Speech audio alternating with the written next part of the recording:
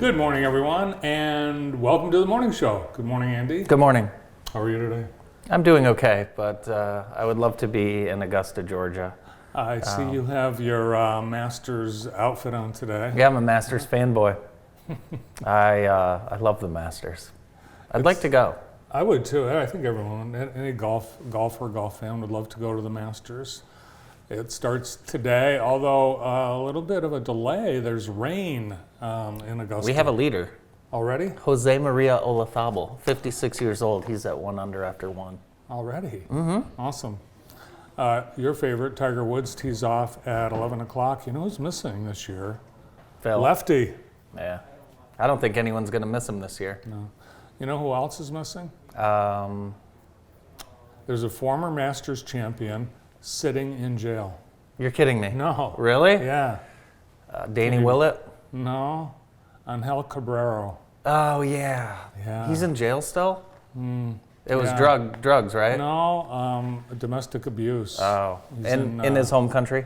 Argentina. Yeah. Yeah. Here in Michigan, we have 41 degrees and rain. Another rainy day. Friday and Saturday, maybe even some snow mixed with rain on Friday morning. But next week, good news will be in around 70. Good, because 70. I think we're all ready to get outside. The consensus around the building is that we're sick of these gray skies. We are just so sick of the gray skies around here, so we're ready for some sun. Today is National Beer Day. Happy National Beer Day. Cheers. It was, cheers. Enjoy a pint of GRB, Monkey Mouth. It's named in honor of the first day, 1933, that the law went into effect that allowed the brewing of beer up to 4% alcohol by volume following Prohibition. Brandon, if you could pick one beer, what would it be? One beer? Just one. Probably Guinness. Yeah, probably Guinness. I can't finish a Guinness. Not all day, but if I had one beer. One, you'd pick one, yeah. That's a good one. I think I'd pick Monkey Mouth from GRB. If you say so. Yeah, sure. That's what I'm having right now. So I get ready to watch the Masters. The Masters today, Friday, opening day. The Tigers will be taking on the White Sox at 1 o'clock, and it's anticipated to be a complete sellout. But tickets are available through the scalpers and assorted methods. Yeah, definitely. And if you wait and don't want to go to opening day, want to go to some of those games during the middle of the year, you can get in for like $5. So watch opening day on TV. That's another one of those big events that I've never been to. And I know there's a lot of people, you always see groups of people from Jackson head up to opening day. Looks like a good time. Yeah, well, you know, a lot of people don't ever get into the ballpark. It's a big tailgate day. Yeah, that could be me even, so. Yeah, all restrictions are off, no masks, no requirements to get into the stadium, and Detroit police are anticipating a return to the regular tailgating and frivolity that occurs around the stadium, and they say bring it on. Yeah, so. That's right. Should be fun. I was going through my phone looking at some pictures from 2 years ago, just kind of see what we were doing during the pandemic, and then something else popped up. We were at the national championship game at Ford Field 13 years ago. That's how long the Final Four was. That's how long ago the Final Four was in Ford Field. Doesn't that just seem like a couple of years ago? 13 years ago? Yes. Wow. I know. Yeah. It's amazing. I think we've lost, you know, a lot of just the concept of time. I think so pandemic. too. You know, one thing we've talked about too is kids during the pandemic and how worried we are about them. We do a scholar athlete presentation every week, sponsored by Ducks of Mid-Michigan. And you were around. We had 3 kids in yesterday. Mm-hmm. These kids are all doing better than fine. Kids are fine. Mm-hmm. You know, they're doing great. So I do know that kids are definitely happy that things are back to normal. But kids are doing probably better than adults, and I think the adults are kind of trying to make it about the kids a little bit to make us feel better about why we maybe feel so crappy. But kids are doing fine, in my opinion. Kids are resilient. They are. Never heard that before. Yeah. Although in Pennsylvania, there's a school district that is trying to limit the snacks kids are bringing into the schools. Yeah. So they now have a snack police. As you walk into the school, they search your backpack and make sure that you don't bring in anything bigger than a 4-ounce bag of chips and a 20-ounce bottle of soda, because kids have been bringing in, and they are they're trading. Brina, remember we were at Jackson High a couple weeks ago, and there was this kid with a 2-liter bottle of Pepsi on his desk. You know what? That was not uncommon for people to bring in like the end of a 2-liter, like at all. You know, that's not that uncommon. But yeah, I think anyone bringing in a full-size bag of chips, that might be too We have much. people here that bring in 2 Yeah, no, the 2-liter thing is that you're judging that wrong. No, the kids have to stay hydrated. There was a big outcry. The school district, Aliquippa Junior Senior High, they had to retract their lunch police, snack police. They should. Yeah. Yeah. Who You cares? Yeah, no one's ever bringing in a full 2-liter. It's always like almost gone or a whatever's- half gone. So what does it matter? Yeah, whatever's left. Yeah, And what it's- does it matter? Yeah, and it's lost all its fizz. I never brought snacks to school. No? No. How can you get Did to you? school? No, No. we never brought snacks. No, we weren't allowed to bring snacks. I think that the most I brought was a roll of certs. Yeah, that seems about right. So I mentioned the Final Four we were at 13 years ago. One of the Cinderella teams, St. Peter's, it's not likely that they will be back next year as a strong team, because already their coach has gone to Seton Hall, Shaheen Holloway. The day after Kansas won, they hired him. And 3 of the stars of St. Peter's have entered the NCAA transfer portal, including the Stash, Doug Eater, Darrell Banks III, and Matthew Lee. So, too bad. I just think it's ridiculous. Don't you? What? That they're leaving? Yes. What are you doing? Come on, guys. St. Peter's, they want to get upgrade. I know, but you're taking advantage of the situation like that. It's ridiculous. You got to take advantage. You got to. Why wouldn't you want to be a big man on campus at St. Peter's? Well, they might not get. Especially if you look like Doug. You know? Unless any of these guys end up at Michigan, I really don't care. Doug Eater, he should leave school and go to like Saturday Night Live or something. I think he has a career. Yeah, they have. But the whole transfer portal and college athletics is so goofy right now. LSU basketball, they fired their coach, and everyone entered the transfer portal, not just just 3. I just saw a story out of I think it was Grambling State. The volleyball coach kicked everyone off the volleyball team yesterday, and that's scholarship players. Wow. Why? I don't know. I'm sure it'll come out, but yeah, it's getting hard to predict college athletics, especially in basketball. There's only 5 men or 5 women on the court at all times, so a transfer here and a transfer there can change the landscape of the game. No, it's how strong benches make a big difference in the basketball tournament. Yep. Here's a headline I saw yesterday. I had a hard time believing. An Oregon romance novelist. She wrote a book, How to Murder Your Husband. I think I saw She this. wrote the book, And she did it. How to Murder Your Husband. She's on trial for, guess what? Murdering her husband. No, she looks like she could murder. Yeah, apparently Good Lord. she gunned down her husband of 25 years. The guy was working, he was a chef, and she came into the kitchen and shot him in the back, allegedly. And so apparently, it's like she followed her own instructions. We had some O.J. Simpson news out of the booth. I saw a guy, O.J. Simpson is just out and about. Is he still alive? He's alive and well. Is he still in jail? No. No, he is, I think he just lives in Florida and hangs out at bars.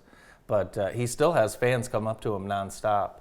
So it's amazing. It's almost like, you wonder what his celebrity status would be like, It's just crazy. It's crazy that people continue to go up to him and seek photos and things with him.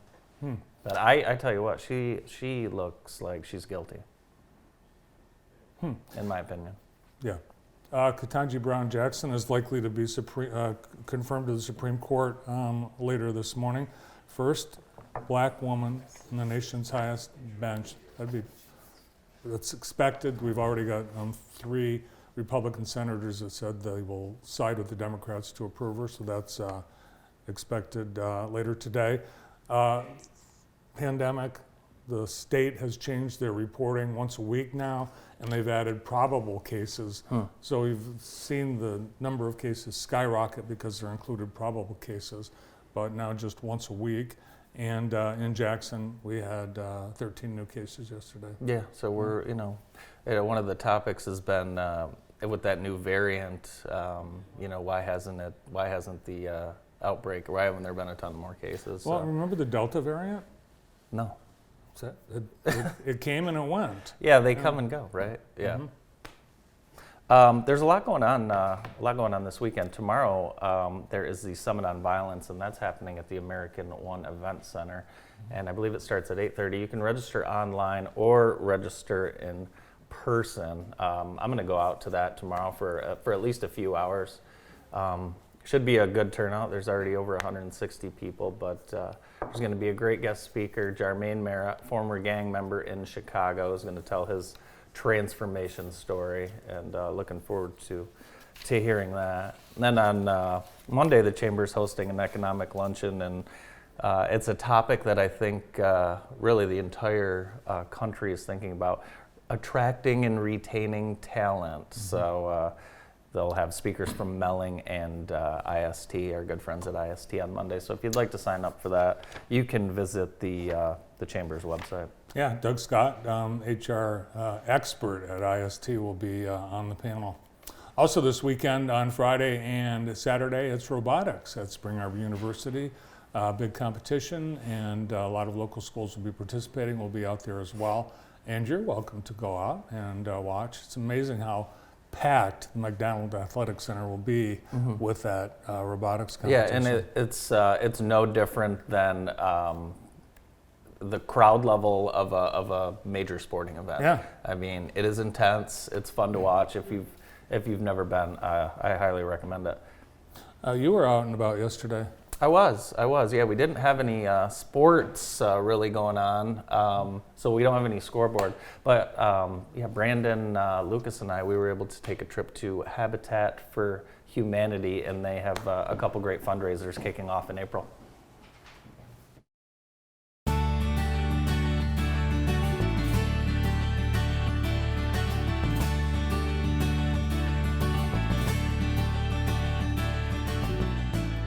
I'm out at the Habitat for Humanity Restore with Executive Director Wendy Clow and Board President Colin Cody, and it's a big day. It's April, which means fundraiser month. It is. April is really kicking off a couple of big fundraisers for us.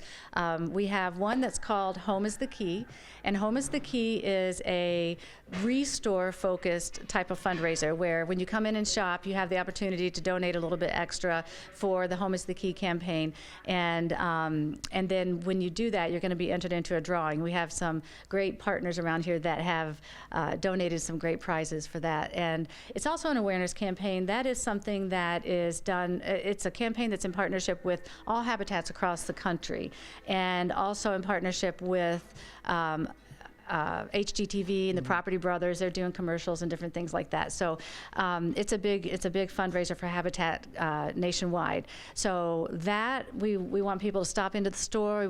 April's a time where everybody's starting to think about getting out here anyway. So great time to visit for that. And then we also have a partnership across the state of Michigan with Consumers Energy, and there is a fundraiser called Power of Home with Consumers Energy where they're matching 50%. They're doing a 50% match up to a total of $300,000, and that is for habitats throughout the state. So we're kind of in a competition with other habitats for that match. So that fundraiser is done online, but we're going to talk about it here today for the people that come in and help people get signed up to join in with that fundraiser as well. Yeah, great opportunity to come down. And Colin, I saw you kind of redecorating the store a little bit. What can people find at the Restore? Hey, everything you need for redoing your home. If you want to come in. I know just the furniture. People come in and get the furniture all the time. We have a lot of furniture like that. If you've got pets, you don't want to spend a lot of money on it, you can come in. We have the little knickknacks and everything, but they've got, if you want to remodel a bathroom or anything like that, we've got sinks, vanities, mirrors, all that stuff here. Everything's here you need. I found a DeWalt drill for like $10, so I'm going to get that before I leave. Now, I know you're very proud of what the board and Wendy and everyone has accomplished. Talk a little bit about the momentum of the Greater Jackson Habitat for Humanity. Hey, we're heading in the right direction. We've amazed myself at what we've accomplished. The DeLand project downtown is just amazing. We're hoping to have that. We're going to have an open house coming up maybe by May. We'll have an open house on that, and I encourage everybody to come out and look at that because you'll be amazed at those homes we built. And I hope it's a design that other builders might take elsewhere around the city and try to build some of those same homes. They'll be self-sufficient, which is really amazing too. And really, Wendy, we've talked about this in the past, but really just helps beautify the downtown, but you're also putting folks in a house and helping them better their financial position. They have a mortgage, and it's just great progress. It's generational help too. It's not just for that family immediate. It'll help their kids throughout the generations. They'll be able to learn more because they'll have a place at home to study and a solid home life, and it just makes a difference. Yeah, it's great work being done at the Habitat for Humanity. And you've been here a while now, Wendy. You must really enjoy the work you've been able to do. Yeah, I've been here. I had to think about this earlier. October will be 5 years. Wow. I can't believe it's been 5 years. I've spent the first 2 years saying I'm the new director, but I can't say that anymore. But yeah, it's very powerful. Just to see the impact that we're making, and I get to see it firsthand, and that's a benefit I feel like I have. Yeah. Well, congratulations to you both on all the successful so far, and we wish you a great fundraising month of April. So encourage everyone to get out to the Habitat for Humanity Restore.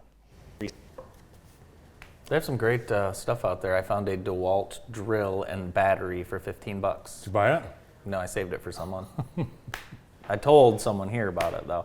Hey, today's show is brought to you by Printer Source Plus, and they know the cost of everything is rising from gas to groceries. It's important to save money where you can. Printer Source Plus is your local solution to take care of all of your printing needs, both residential and commercial. Visit them in the CTI Tech Plaza right next to Tripp's Auto Shop.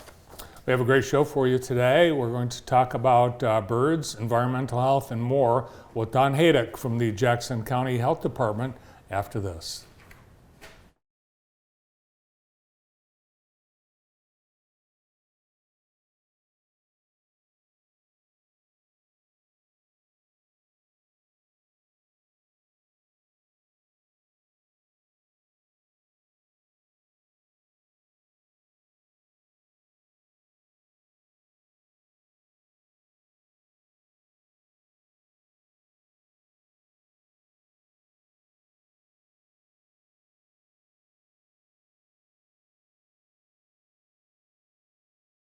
No, you have a choice where you receive your next infusion. Remember, when you've picked us, you've picked the best. At Consumers Energy, we believe change is empowering, powering both your home and your business. Change is progress, with a modernized grid that can detect outages and restore power within seconds. Change is reliable. We're talking preventing over 35,000 outages last year reliable. And change is enduring, like our dedication to keep your power running, just as it should. Consumers Energy, a force for you, a force of change. Collins Brothers floor covering, because new carpet is like, very nice. But commercials suck. Don't change the channel, change your carpet. Collins Brothers downtown, excellent. Established in 1940. That's before the war, sucker. Registration now open for summer semester at Jackson College. Jackson College offers programs and classes designed to fit many preferences and schedules, with personnel who are committed to student success. Students may choose from in-person or online options, with sessions lasting the full 12 weeks, as well as 7-week and 5-week sessions. Summer semester begins May 9th. New students should contact the admissions office prior to registering for classes. Current students may meet with a Student Success Navigator to discuss their schedule by contacting Student Services. For information about registering, visit the website jccmi.edu. In schools today, the traditional classroom setting creates an environment where students learn and progress at a steady, standard pace. For many students, this works well. For others, however,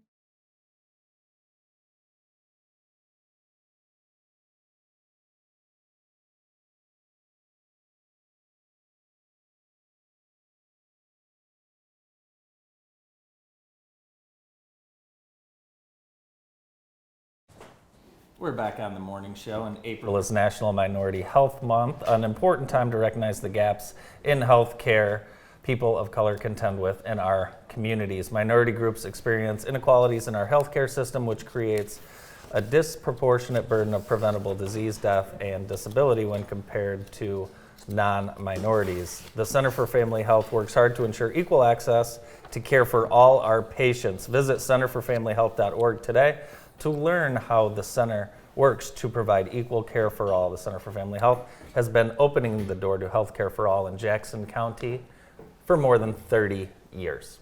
Today is World Health Day and National Public Health Week. And joining us from the Jackson County Health Department is the Director of Environmental Health, Don Haydock. Hey, Don.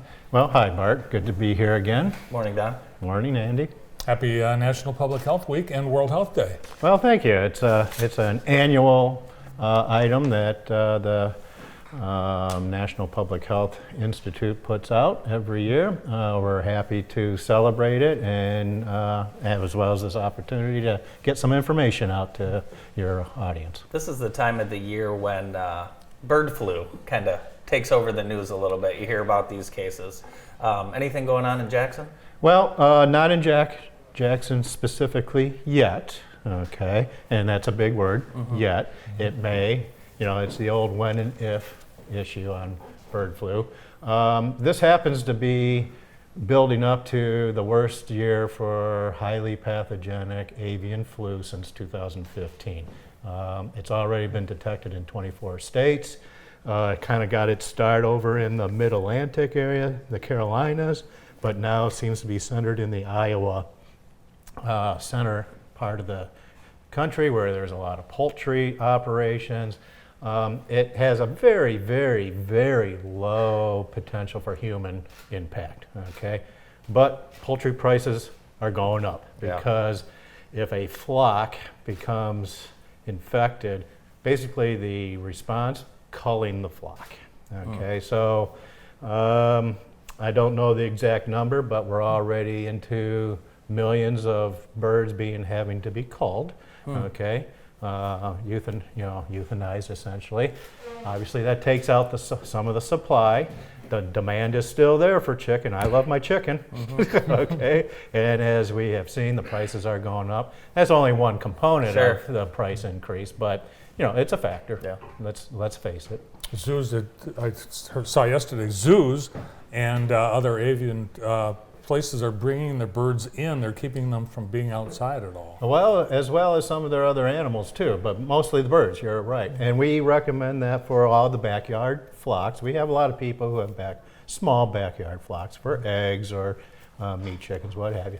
Bring them under cover for the next month or two or so, okay, until this, epidemic of bird flu, comes and goes, okay. It will go away. It is being spread by wild migratory birds because it is endemic in that particular population. And again, much like many health-related items, there is an ebb and flow, to this as well. So bring your flock inside. Other preventative measures would be having a separate pair of boots specifically for your backyard coop.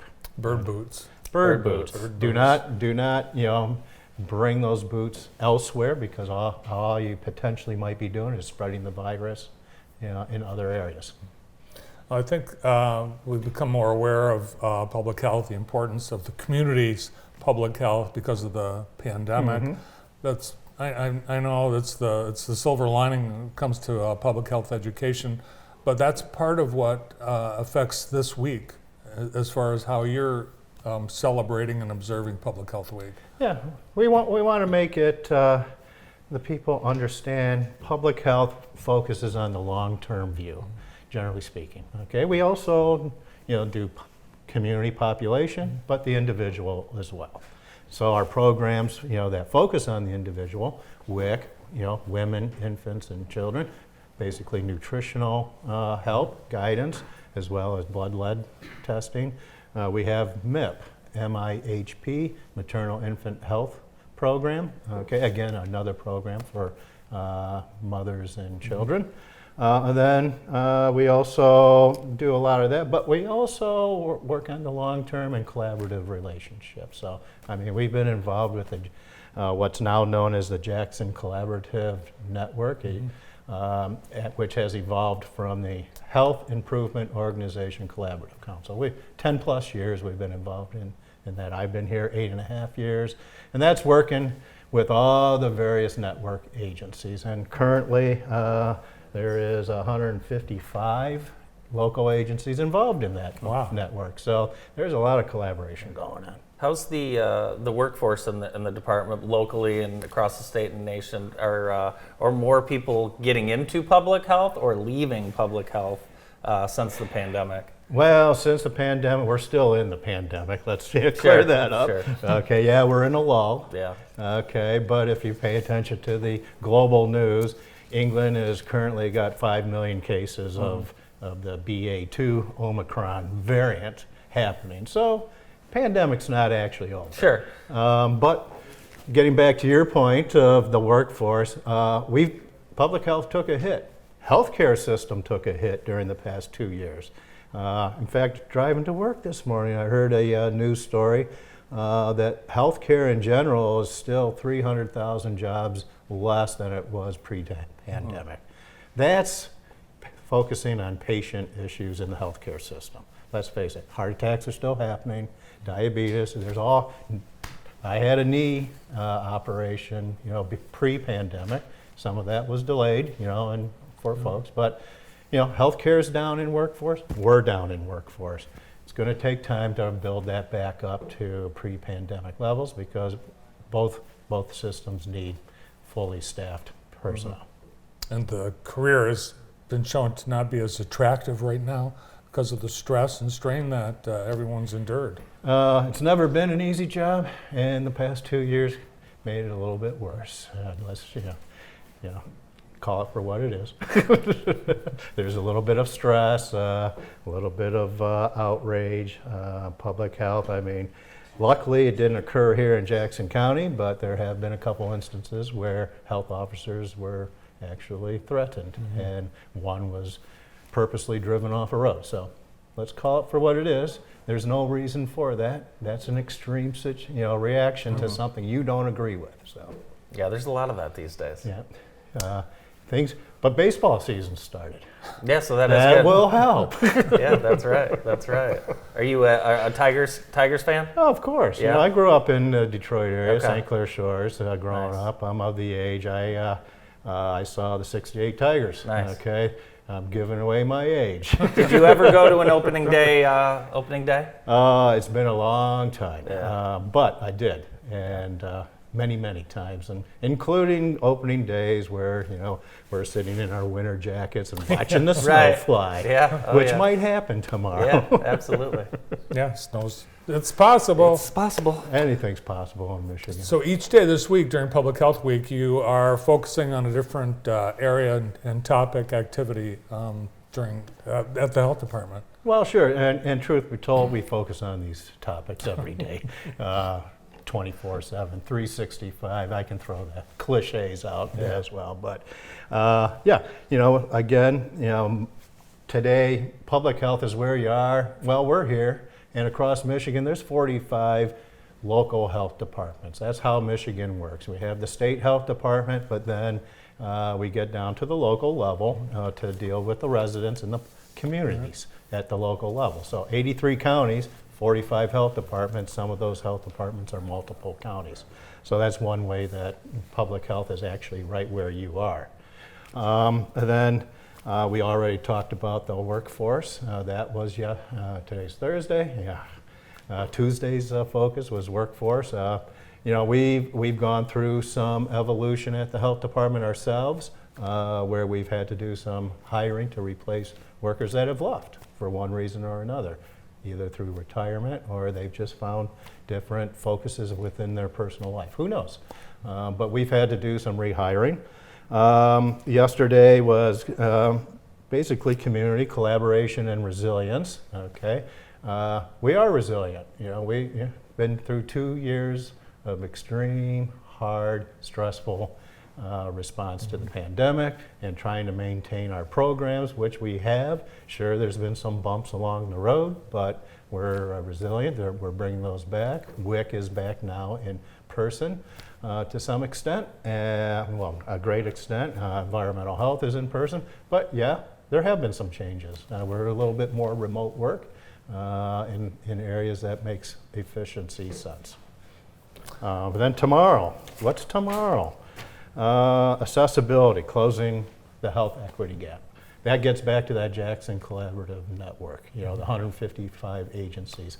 They've been focusing on the social determinants of health. That's financial security, that's transportation, that's housing. So if you think about it at the individual level, if you can't get to a healthcare appointment, you can't be healthy. And so there's a whole lot of things at the individual level that we're trying to, help and guide and fix at the population level. That's what public health does. Well, thanks to you and all the team at Jackson County Health Department for all you've done during this pandemic, all you do every day, and for being here today. Okay. Thank you. Well, thank you. Don Haydick, Director of Environmental Health at the Jackson County Health Department.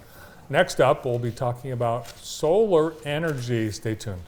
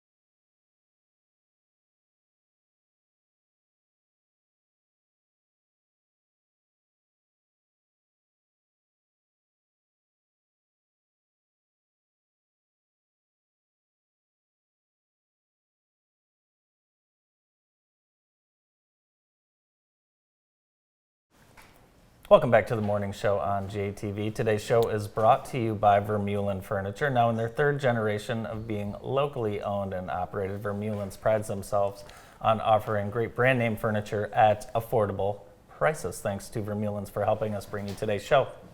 Our next guests are hoping to bring us some sunshine from Harvest Solar, Territory Sales Manager Jake Schuster and Director of Marketing Kara Japkowitz. Welcome. Good morning. Thank you Morning, for thanks for having having us. us. Yes. How are you guys? Doing good. Wish it was a little sunnier out today, Yeah. but April showers. Hopefully some more sun coming soon. Yeah, so you guys have been rocking and rolling the last few years. What is the state of solar, Jake? Yeah, so state of solar in Michigan right now, really it comes down to dollars and cents. You know, cost of everything is going up these days. So a lot of our customers are trying to, lock in their energy rates and save money over the life of the panels in their system. And overall, just provide a healthy, clean energy back onto the system into their homes. I think I mispronounced your name. Jacobitz. Jacobitz. Yeah, sorry about that. Potato, potato. I get a lot of variations.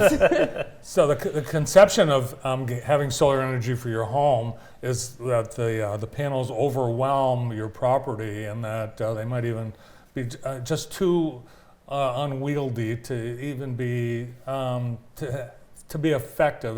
Has the technology changed? Do you need as many panels and all that you first did when it first was out? So the technology has changed.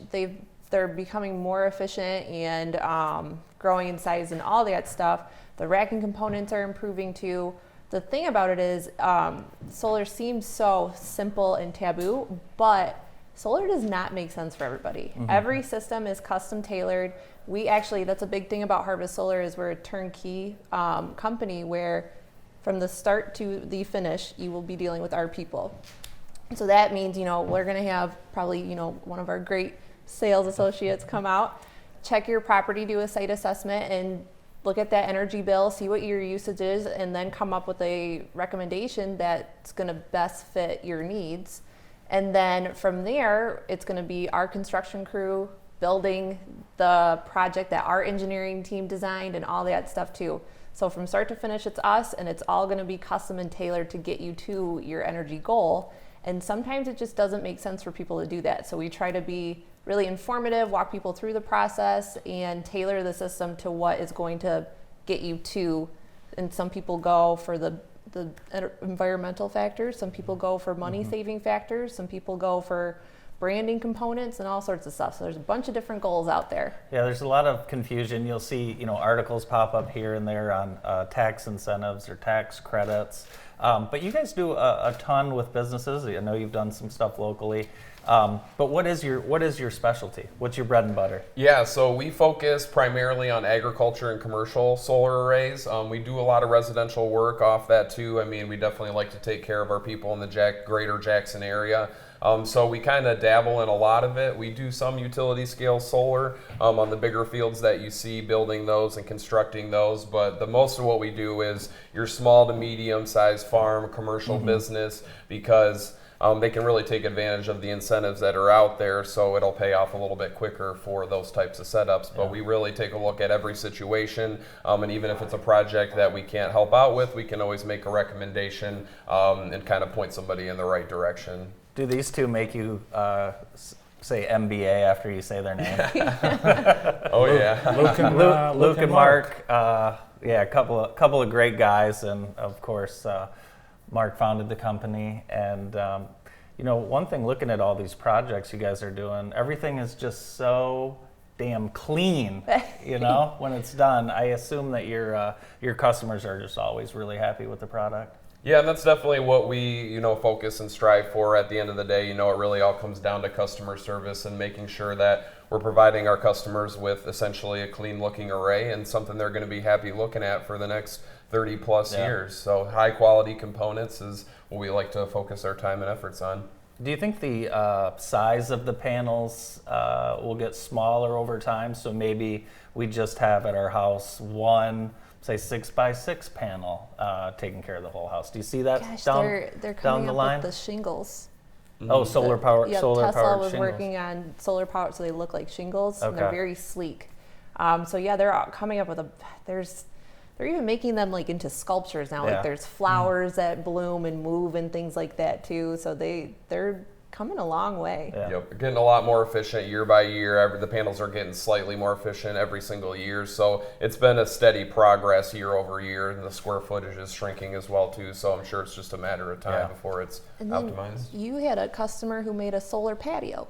That was Yeah, that's that was cool. pretty cool. Yep, exactly. So there's a bunch of different applications for what you can do. A lot of people turn them into lean-tos and use them for storage for wood or for toys and equipment. So the possibilities are limitless with carports and going on your roof versus a normal ground mount. So there's plenty of different options that are out there today. Yeah, right downtown, we've got several solar arrays that are powering. I know Christoph and Sons, you guys were Yes, there that. Yep. when they redid that building.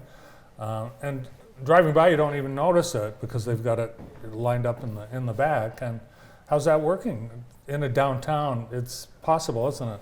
Yeah, I mean, honestly, every situation's different and unique, so that's part of our processes is going in and doing a site assessment and kind of taking a look at the property and the energy needs in whole. So if you got a nice roof with a lot of sun exposure, then a lot of the times that makes sense. But if you got some room on the ground, that's usually financially your best investment. But we do a lot of projects in the area. We've got a lot going on with Habitat for Humanity as well, too, downtown that we're doing as well. Is that Vermeulen's, Jake?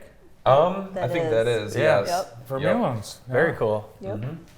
My idea is to put these panels on a car and then you just drive around. Never have to stop for gas or electricity. Is There that you go. possible? They're getting there, honestly. Yeah. I was just reading an article recently about that too. So being integrated into the roof of the car. So that whole world's changing like crazy right now. Cost savings is kind of always a question that the consumer will have. Can you give us a few examples of maybe some cost savings that you've had for maybe some of your big clients? Yeah, definitely. So really what it is, whether you're putting in panels to offset 10, 50, or 100% of your usage, those savings are always going to be there. So if you have a healthy tax appetite and you can take on some of the federal incentives that are out there, there is some programs available through the USDA and some grant money that's also out there as well too for some rural farms and businesses. So in terms of the savings, I mean, you're essentially locking in your energy rate at a much lower rate per kilowatt hour than the utility rates that keep increasing over time. So again, it's just kind of a step to mitigate against those costs that start to compound year over year. So really that's where you start to see the savings over time. Yeah. Year-round daylight savings time, good or bad? Actually, the history of daylight savings time was kind of favorable for solar because Really? it was for farmers to get more daylight so they can be more productive. I have small children, so I'm good at just the same time all year. Yeah. That'd be perfect. Yeah, I was happy when we just moved on from that. Yeah. Right. And we have enough sun in Michigan, right? Yeah, and that's really the thing is honestly we get way more sun than you think. I mean, even on a day like today where it's mostly cloudy out, you still have all that sunlight coming through. So although you may not be at 100% of what you'd use on a nice sunny summer day, you're still getting that production offset and saving that portion on your utility bill. And what makes solar work in Michigan is not that we get the most amount of sun, we get plenty, but we pay about the 9th or 10th highest electric rates in the entire country. So that's where the financial aspect comes into play. And long term, that's where it makes sense. Wow. And then too, I don't know if you remember this summer, but the peak hours Yes. where they spiked, that would protect you from that too. You would, so the utility rates that fluctuate and move, you'd be protected from that too. So there's a savings there. And then panels, they're actually more efficient in the colder weather. Really? Yep. Huh. Yep. That's So interesting. Yeah, you take a look at a nice sunny clear day in December or January compared to a nice summer day in July or August, and you'll actually be more efficient in the winter just because once the panels reach a certain temperature and they get too hot, they start to lose some efficiency. So you're actually more efficient, although there's just less sunlight hours throughout the winter there. Well, thank you guys very much for being with us and continued success over at Harvest Solar. Yes, thank you guys. Appreciate it. Thank you guys. Jake Schuster and Kara Jacobitz from Harvest Solar. We'll be right back on the morning show after this break.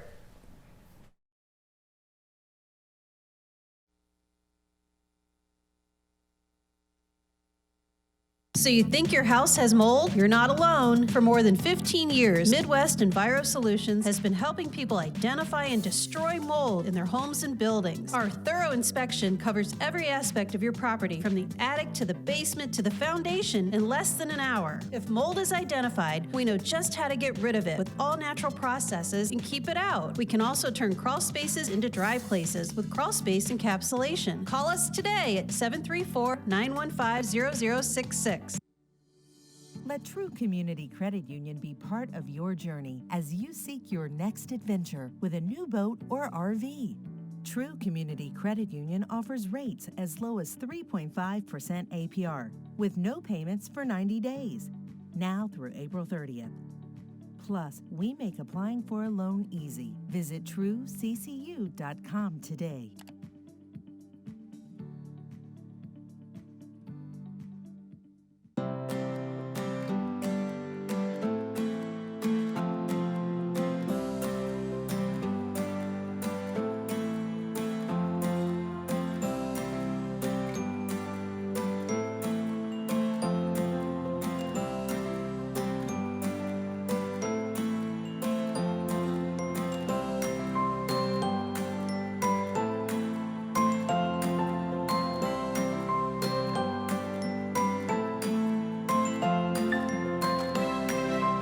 In Jackson County, Club Life offers adults with developmental disabilities the opportunities for proper social interaction within their community.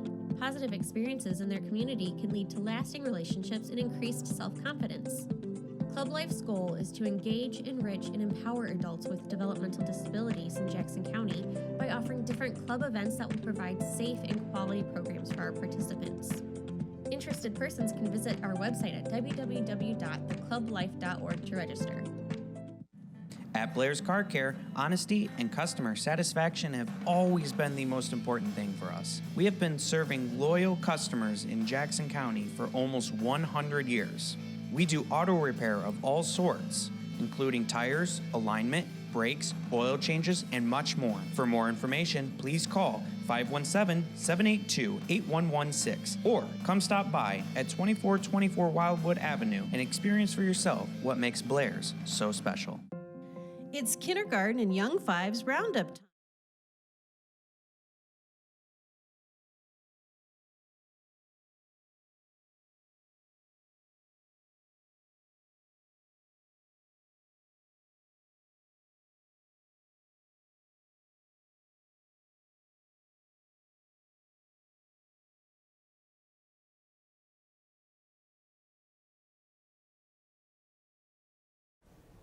With us now is Miss Jackson Crossroads 2022, Katie Powell. Good morning, Katie. Good morning.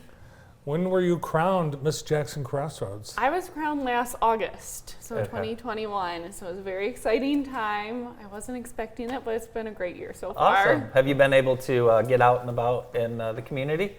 So ultimately, not as much as I would have liked because of all the COVID issues still being present. My main goal going into the year was to promote my social impact initiative of getting young children and women involved with science. But that's been difficult, not being able to get into the schools and things. So one of the reasons we're having my event of Science Fest is to kind of do that. But I've been able to attend a lot of local events too and just get involved in that way, which has been really nice. So this is obviously your passion. You're a recent graduate of Michigan State University. Congratulations. Thank you. And you're continuing on doing research for MSU.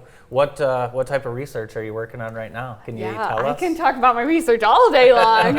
So I do research within Michigan State University's Precision Health Program, who was ending up sponsoring my event, so they are so fabulous. And I do research on pancreatic cancer. So we look at different microRNAs, which are non-coding regulatory RNAs, so kind of understudied research in that realm. So we look at how different microRNAs affect the growth of different pancreatic cancer tumors and then modulating treatments. So then that can be used in the clinical setting. Awesome.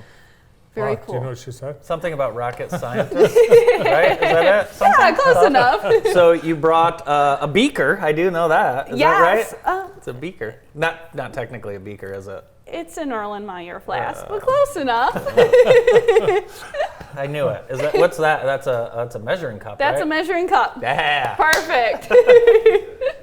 So Okay. We're going to do this after the commercial a break. science experiment live. Live. Yes. Yeah. Wow. Yeah, we're going to do this live on air. We're going to be right back with Katie Powell, Miss Jackson, Crossroads 2022.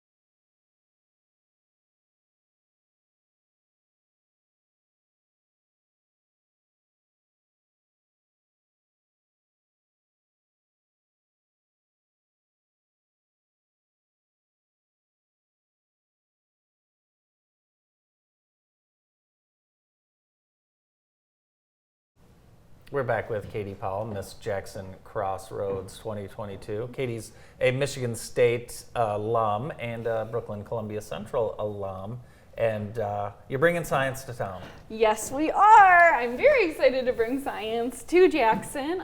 This Saturday, April 9th, we're having Jackson County Science Fest, where I will be doing, I think we have 23 booths of different science activities for young kids to come around and see all these cool things. And I brought an example of one of our science experiments that we'll have on Saturday here with me today. But we have things from liquid nitrogen ice cream, making fossils, elephant's toothpaste, silly putty, so many fun things. So I'm super excited. And you brought a treat for I us. did. So this is elephant's toothpaste. So it takes a minute to activate the yeast. So I'm gonna start that now. But how important is it for science to be fun for kids when they're first learning? So important. I remember when I was little, my dad taught me a lot about science. He was a professor at Jackson College, and so he always had a lot of fun things for me to do on the weekend, and so that's why I loved science, and it was those extra experiences that really made me develop that passion. That's cool. So this is elephant toothpaste. I've heard of this. Now you're Yes. mixing its yeast and water. Yep, so we added some warm water to activate the yeast, and that releases one of the catalysts within the yeast. So then when I add it, this is hydrogen peroxide and dish soap. So the yeast is going to serve as a catalyst and release the oxygen, which is going to give us bubbles. I'm used to making, or witnessing making slime. I mean, that's all kids do is make slime. And Diet Coke and Mentos. Yeah. That's a good one, too. Slime is a classic. So I think my daughter asked to do this, and I believe we told her no. Oh, no. Is this going to make a mess? No, it shouldn't. I've practiced many times, and it's never gotten out of my tray. Okay, well. I have the mini version. They have Okay. some where it squirts way All right, up. maybe that's what happened. I've seen a house covered with the foam. Yeah, people, Yeah. these pranksters, they fill the house with the stuff. Okay, so I think we're ready to go. And forewarning, there are times when this doesn't work, but that's science. So Should we Should be I cover wearing my goggles? face? Okay. We're okay. All right, here we go. Okay. Oh yeah, look at that. Nice. Oh, wow. That's awesome. Look at that. It's a reaction between yeast and Hydrogen you can do that at peroxide. home. Yeah. Cool. Yeah. wow. Just have a tray and it's easy cleanup. Put it in the sink and you're good. Looks like a Shamrock Shake. Those are a classic. What age kids should come to the Science Fest this Saturday? Yeah, so we definitely have a lot of activities. Different levels of hands-on activities can modulate it for different ages. So anywhere from kindergarten to 6th or 7th grade, I think we have a lot of activities for all the kids to enjoy. Does it cost any money to go? Nope, absolutely free. Precision Health Program at Michigan State and Columbia School District have been really helpful at sponsoring this event for us. So it's free for the kids. We will have some food. We'll have some backpacks for the first ones to arrive, which have little science sayings. So it's super cute. You know who would be good to take? Jim. Yes. Jim. Yes. Your grandson Jim. He'd love it. Yeah. So 12 to 3 on Elephants, Saturday. they actually wouldn't brush their teeth with this because it's dish soap. It's just. Why don't you try it? You want to taste that? There is a warning not to use it as actual toothpaste. Yes. And you have an interest in pancreatic cancer. Is there a particular reason? Is there someone in your family, or what's guiding you in this direction? So I wanted to get involved in the cancer field, whether it be pancreatic cancer or another cancer. I just really wanted to help people in some way, and cancer has always been fascinating to me because it has such a large impact on so many people everywhere. And so I originally was involved with some of our breast cancer projects, and just as I've grown through the lab, I just kind of transitioned more into our pancreatic cancer work. And next steps for you in your professional career. You've got this is an exciting month for you. Talk a little bit about what your next steps are. Yeah, so my next steps are applying for graduate school. I am intending to become a genetic counselor. So I've been, since September, going through the process of applying to different schools. And so at the end of this month, I find out if I match to somewhere and if I'll be going to grad school in the fall. What does a genetic counselor do? Yeah, so it's a really new field, so a lot of people don't know what they do. I didn't know what they do until I happened to stumble across it. And so it seems like a perfect marriage of my love of research and my desire to be in a clinical setting. And so genetic counselors meet with patients who have concerns about, if they're pregnant and want to talk about different concerns, if they have a genetic disease that might get translated to their children, or if they have cancer and talking about the genetics of cancer and how that can go through a family. So it's really talking with patients about what kind of testing is out there and what options could be for the future, and just kind of talking with them to let them know what's going on from a genetic standpoint. Awesome. Do you have other events lined up this summer to be wearing the crown? The biggest one coming up after Science Fest is Miss Michigan. So after Science Fest, a lot of my focus is going to be going towards preparing for Miss Michigan, which I'm very excited for, and that'll be in June. Awesome. Well, good luck. Thank you. Now, do you do a talent at Miss Michigan? I do. What's your talent? I will be tap dancing. Oh, boy. Yep. Awesome. Awesome. The tap dancing scientist. Hey, that's right. I tried to merge the two at one point, trying to figure out if I could tap dance while doing a science experiment, but that seemed to be pushing it a little.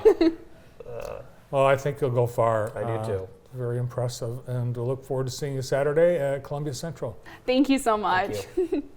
Miss Jackson Crossroads, Katie Powell. We've run out of time. Already? Yeah. That's it for today. Thanks to everybody for being with us here on the morning show. I know next week Dr. Alan Lazar will be back with us. Yes, that's right. He'll be back. It's the 2-year anniversary of his first time coming on, so we're excited to have him. Looking forward to that. Have a great weekend. I mean, I don't have the lineup, do you?